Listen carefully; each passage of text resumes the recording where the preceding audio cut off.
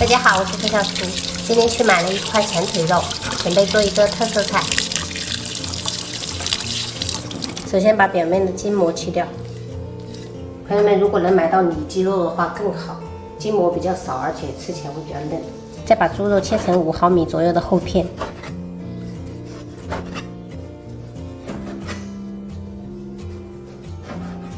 给朋友们看一下，大概就是这种厚度就可以了。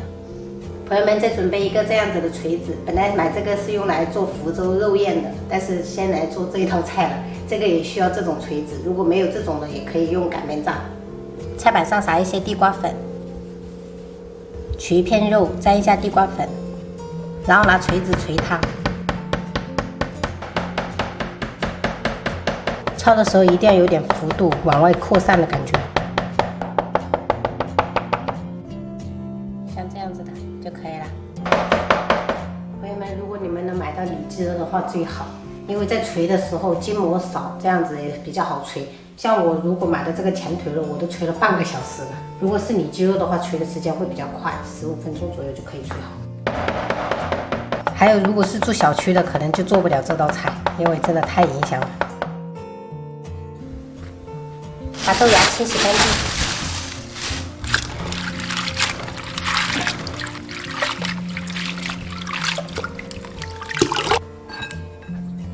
准备一些大蒜、香菜碎，然后切成蒜末。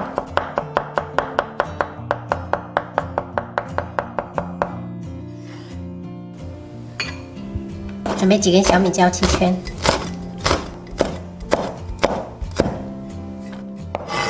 香菜切末。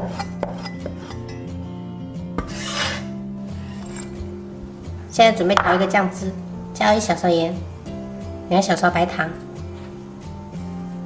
3勺生抽，1勺香醋，加入2勺自制辣椒油，然后搅拌均匀。锅中开水，加入1勺盐，适量的食用油，下入豆芽，焯熟1分钟。朋友们，加盐是为了让豆芽有一个底味。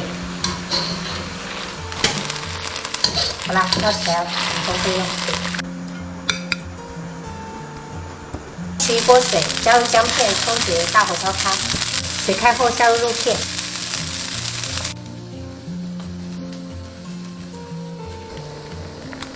沿锅边淋入1圈料酒，大火煮2分钟左右。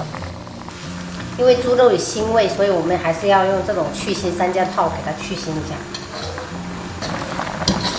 像这样彻底的把猪肉煮熟就可以捞起来了。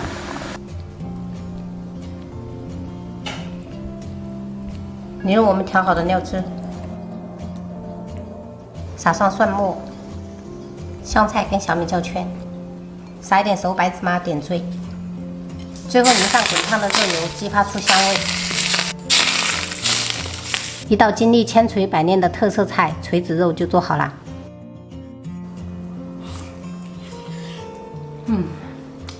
真的是大口吃肉的感觉真好。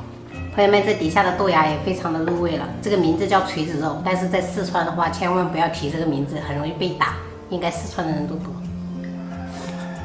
喜欢的朋友可以试着这样做一下，虽然费点功夫，但是非常的好吃。好了，本期视频我们就分享到这里了。喜欢我的视频记得关注我，我是分享叔，下期再见，拜拜。